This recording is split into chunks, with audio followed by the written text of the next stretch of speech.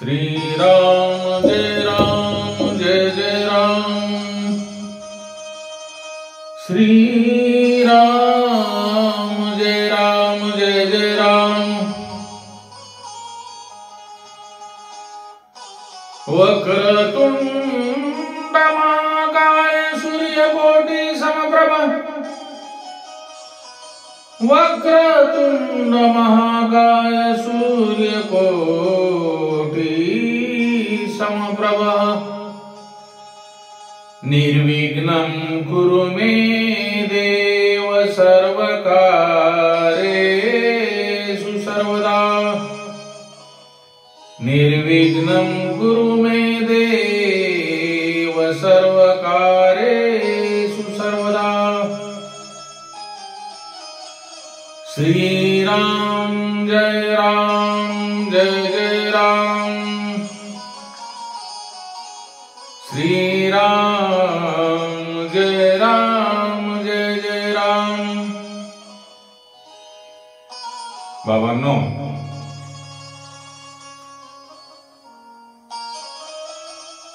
आजच्या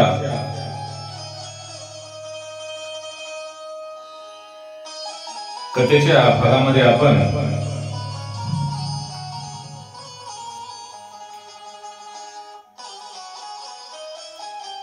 ईश्वर प्राप्तीचे उपाय काय आहेत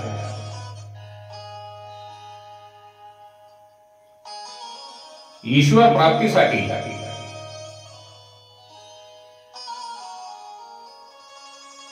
आपण काय करावयास पाहिजे,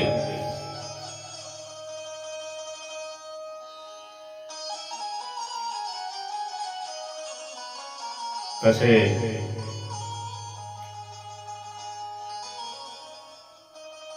सांगावयाचे झाले तर भगवंताच्या प्राप्तीसाठी फक्त प्रेम लागते,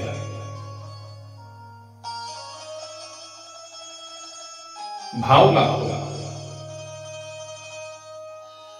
भगवंताच्या चरणावर प्रेम लागते आणि अंतर्मनातून परमेश्वराची भक्ती करावी लागते। तेव्हा परमेश्वर आपल्या समोर शुद्ध अंतःकरणाने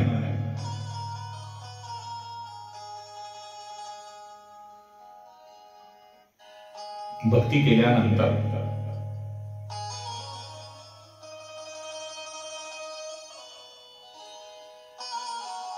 नक्कीच ती आपली साध्य झाल्याशिवाय राहणार नाही। बाबांनो, ईश्वर प्राप्तीचे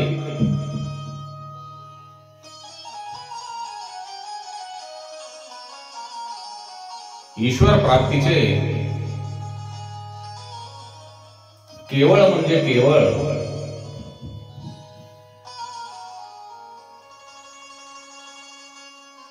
तीन उपाय म्हणजे मार्ग आहेत। तुम्ही म्हणाल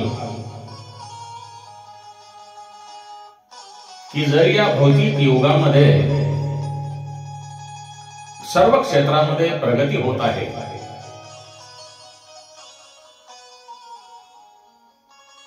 तर मग ईश्वर प्राप्तीसाठी अनादी काळापासून तीनच मार्ग का? एखाद्या आध्यात्मिक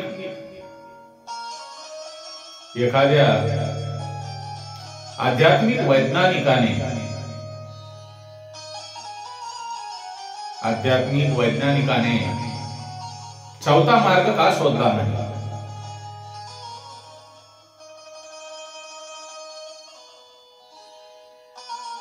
सांगण्याचे तात्पर्य, आपण निसर्ग म्हणा किंवा परमपिता परमेश्वर म्हणा, निसर्ग नियमाच्या विरुद्ध जाऊन कोणतेही विज्ञान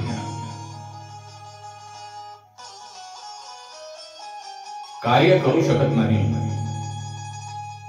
हे कदाचित आपणाला माहीतही नसेल.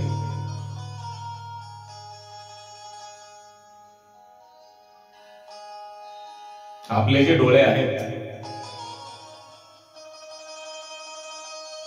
या डोळ्याकडून अनादी कालापासून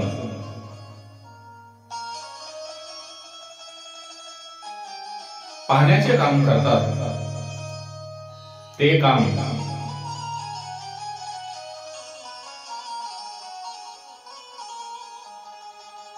आपण कितीही प्रगत विज्ञानाच्या जगामध्ये जरी जगत असलो तरी ते विज्ञान डोळ्यांचे काम करू शकत नाही. त्याचप्रमाणे या तीन मार्गाचे स्वाभाविक विज्ञानच आहे.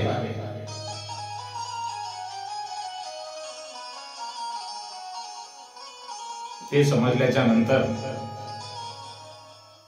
आपला भ्रम दूर होईल. वेद, शास्त्र, पुराणे इत्यादी ग्रंथामध्ये परमेश्वर प्राप्तीसाठी फक्त तीनच मार्गाचे प्रतिपादन केले असून पहिला मार्ग म्हणजे कर्म. पहिला मार्ग म्हणजे कर्म. आपण मेहनत केल्याशिवाय आपल्याला फळ मिळणार नाही. म्हणजेच कर्म करा. कर्माशिवाय गत्यंतर नाही. भगवान श्रीकृष्णाने गीतेमध्ये अर्जुनाला उपदेश करत असताना सुद्धा कर्मण्येवाधिकारस्ते मा फलेषु कदाचन. हे अर्जुना, तू युद्धासाठी तयार हो आणि तू तुझे कर्म कर. तू विजयी होशील किंवा हरशील याची चिंता करू नकोस. तू तुझा मोह सोडून दे. हे कर्म आहे. आपण प्रत्येक मनुष्य प्राणी किंवा प्रत्येक प्राणी, पशु पक्षी हे सर्वजण आपापल्या परीने कर्म करत असतात. पशु आणि पक्ष्याकडे फक्त कर्म करणे एवढेच त्यांच्या हातामध्ये आहे. फक्त मनुष्य प्राणी तो एकटाच असा आहे की दुसरे जे दोन मार्ग आहेत त्या मार्गाचा अवलंब करू शकतो. कर्म हे सर्वच प्राणी करत असतात. जागृतीत, स्वप्नात आणि सुषुप्तीत. दुसऱ्या नंबरचे कर्म ज्ञान आणि तिसऱ्या नंबरची भक्ती हे फक्त मनुष्य प्राणीच करू शकतो.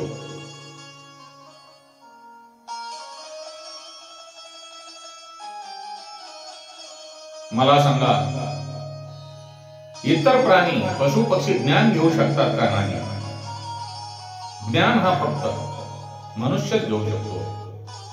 ज्ञान ग्रहण करण्याची बुद्धी परमपिता परमेश्वर देवादिदेव महादेव भगवान महाविष्णू नारायण यांनी फक्त मनुष्य प्राण्याला दिलेली आहे.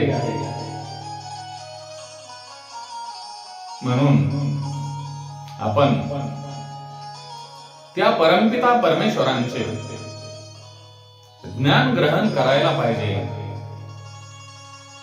हा परमेश्वर प्राप्तीचा दुसरा प्रकार आहे. आणि ज्ञान ग्रहण झाल्याशिवाय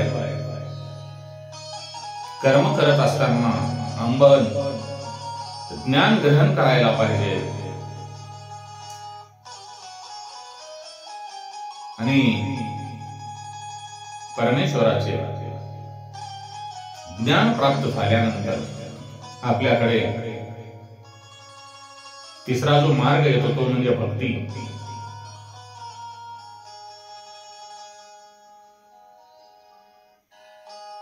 तो सहजासहजी आपल्याला उपलब्ध होणार, कारण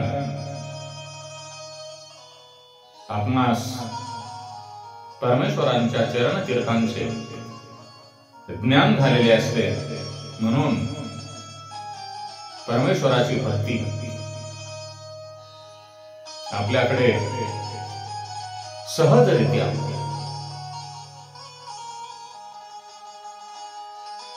धावत आपल्या मनामध्ये येते आणि आपण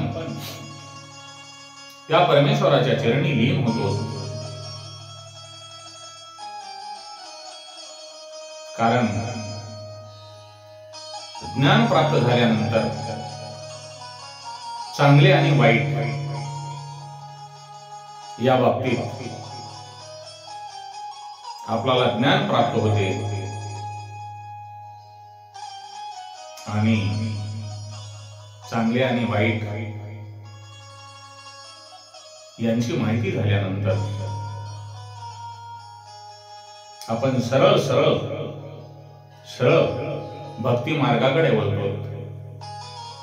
त्यावेळेला आपल्या रस्त्यामध्ये, भक्ती मार्गाच्या रस्त्यामध्ये काहीही आडकाठी येत नाही. बाबांनो, ज्या वेळेला आपण भक्ती मार्गाकडे जाऊ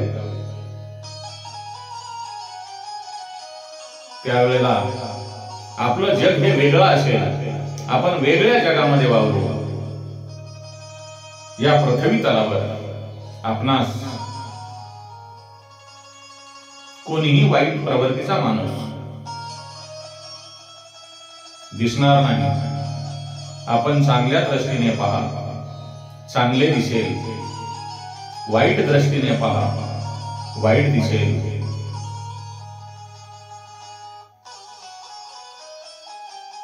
भगवान श्रीकृष्ण अर्जुनाला उपदेश करत असताना अर्जुन म्हणतो, देवा, मी तुमचे रूप या जगामध्ये कसे पाहू?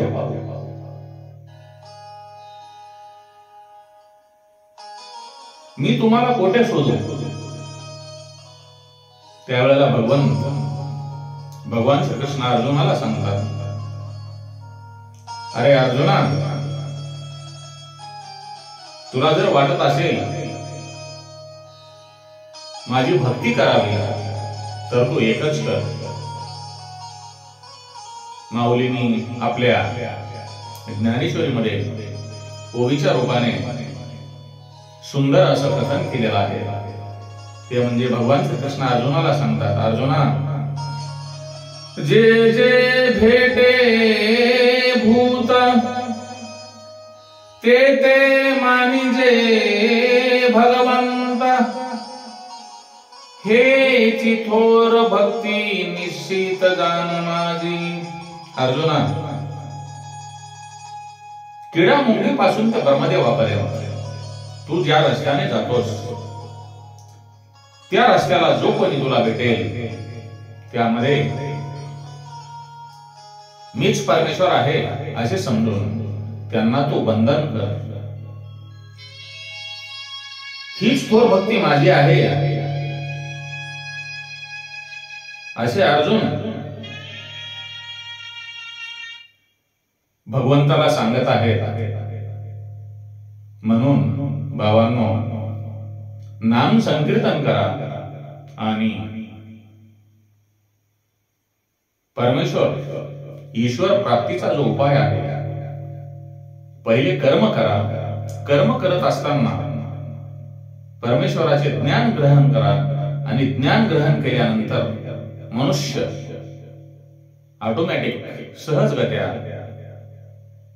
भक्ती मार्गाकडे वळतो. म्हणजे परमेश्वर प्राप्तीचे 3 उपाय. नंबर 1 कर्म करणे, नंबर 2 ज्ञान ग्रहण करणे, भगवंताचे ज्ञान ग्रहण करणे, आणि ज्ञान ग्रहण झाल्याच्या नंतर नंबर 3 तो व्यक्ती भक्ती मार्गाकडे वळतो. हे परमेश्वर प्राप्तीचे 3 मार्ग आहेत. म्हणून ओम नमो भगवते वासुदेवाय. ओम नमो भगवते वासुदेवाय. कृष्णं वंदे जगद्गुरुं. कृष्णं वंदे जगद्गुरुं. श्री कृष्ण गोविंद हरे मुरारे. श्री कृष्ण गोविंद हरे मुरारे. हे नाथ नारायण वासुदेवाय. हे नाथ नारायण